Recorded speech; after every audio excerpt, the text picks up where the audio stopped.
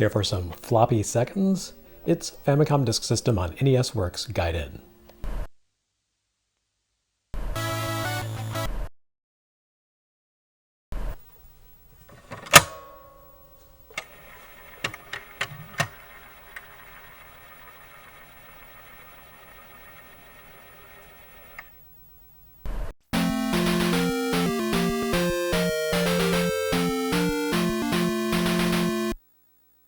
Historically, video game console expansions have been fraught with failure. Consider the Coleco Atom, an expansion that arrived so late and ended up being so expensive, it basically sank the troubled console in the US. Or the Sega 32X, a costly and ill-supported device that muddied the already murky marketing strategy surrounding the company's next-generation console, Saturn, and ultimately led to Saturn's early retirement in the US.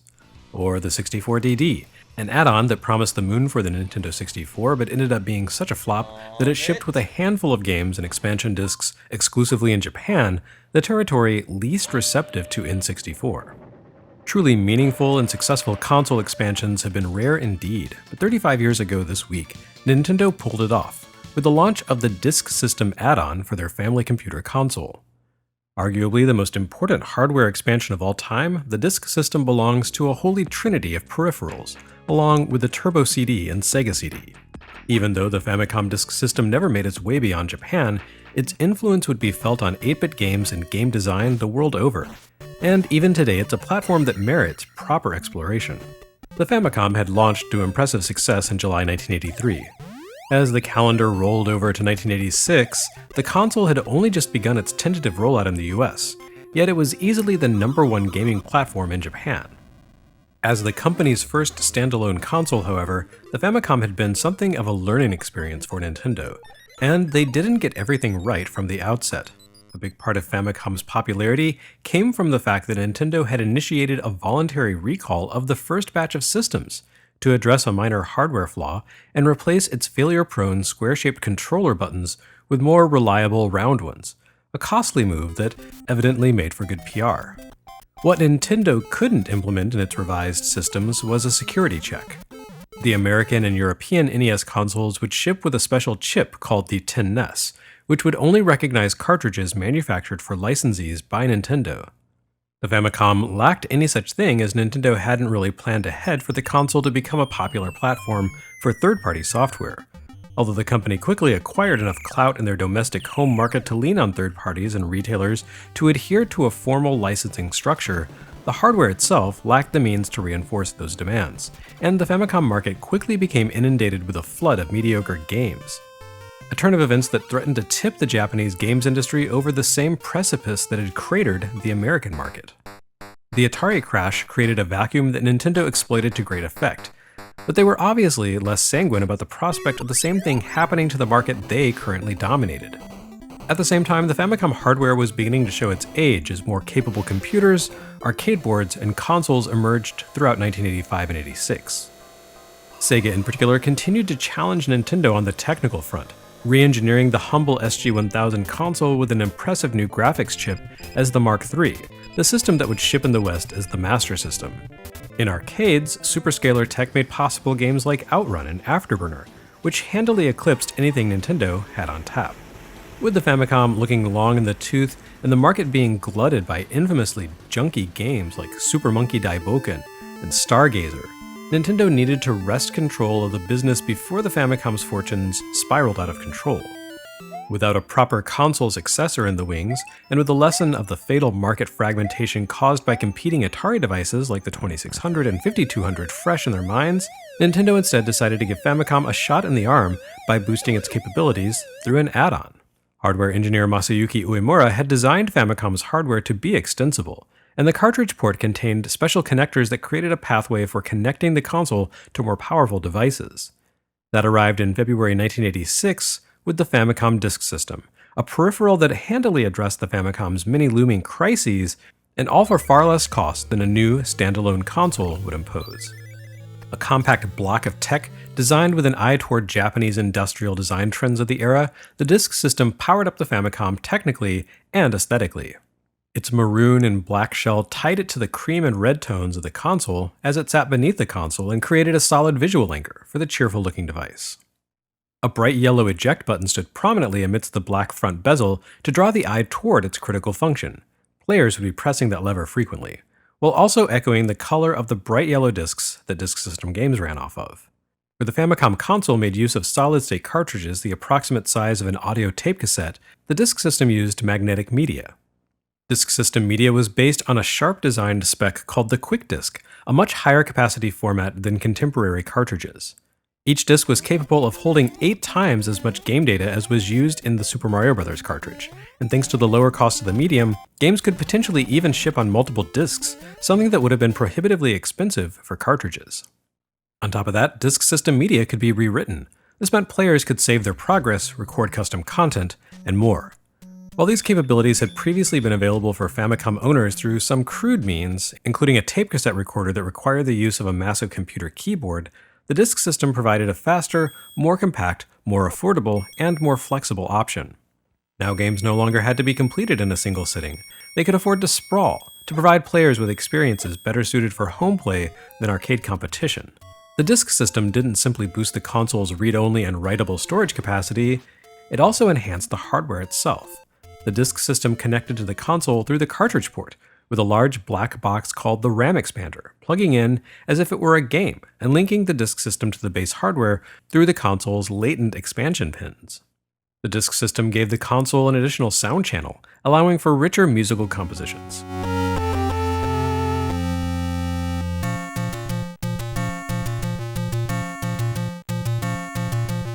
Or in many cases, freeing up the console's built-in sample channel to play enhanced sound effects with sound clips that took advantage of all that extra storage capacity.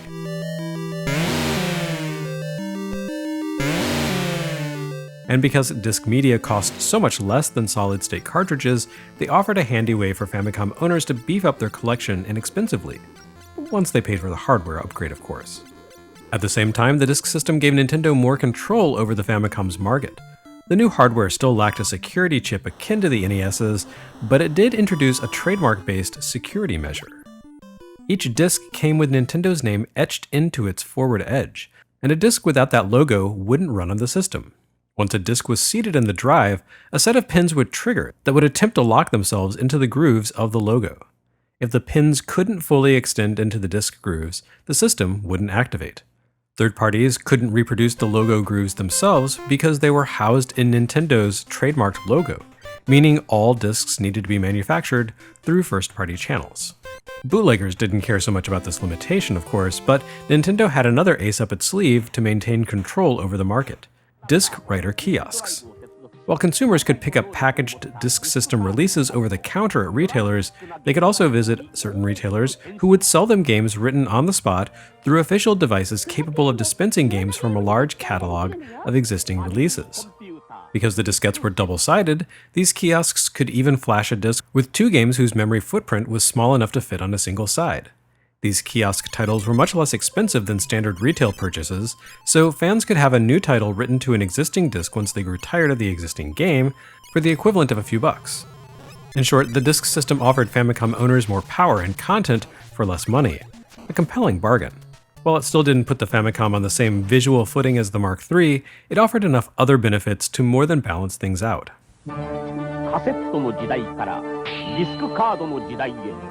Nintendo's launch lineup for Disk System actually made a compelling case for the peripheral itself. At first blush, it appeared to be nothing but warmed-over Pulse line games, that is, the Japanese equivalent of the NES's black box branding, from early in the Famicom's life. Baseball, mahjong, tennis, Super Mario Bros., all perfectly fine, if mostly dated. Outside of Mario, those games had been deprecated in cartridge form, and the Disk System releases were a cheap way to pick them up. And since each of them fit on a single diskette side, players could effectively double their value by flashing the B-side with a second game. The real crown jewel of launch, of course, was The Legend of Zelda. Zelda was a bigger, deeper, and more complex game than had ever been seen before on a console. It was a game designed to maximize the Disk System's capabilities. This was clear from the title screen, which made use of the additional sound channel to include synthesized bells.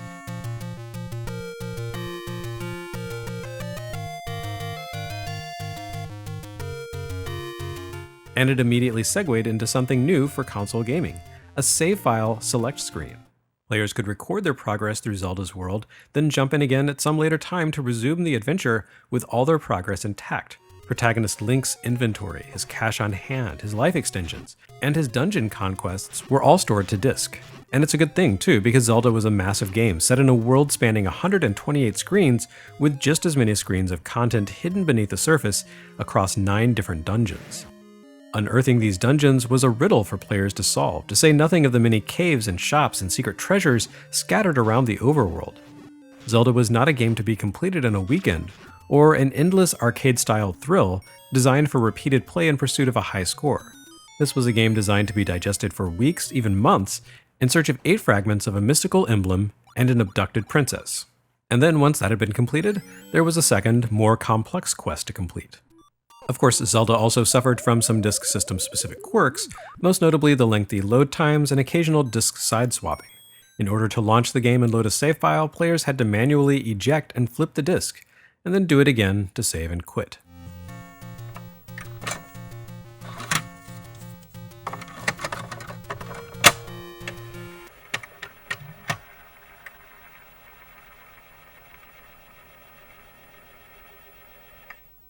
And as with all disk system titles, it was entirely possible to lose all that hard-earned progress and even the game code itself through careless handling. As magnetic media, the system's disks could be destroyed with exposure to magnetic fields. And worse, the system's standard yellow disks lacked a protective shutter on the access window, meaning it was entirely too easy for clumsy young fingers to touch the fragile diskette surface and wipe out sectors of data by scratching or dirtying the media. Fragile media wasn't the disk system's only potential point of failure. The RAM adapter, which provides the interface between the peripheral and console, has been known to go sour.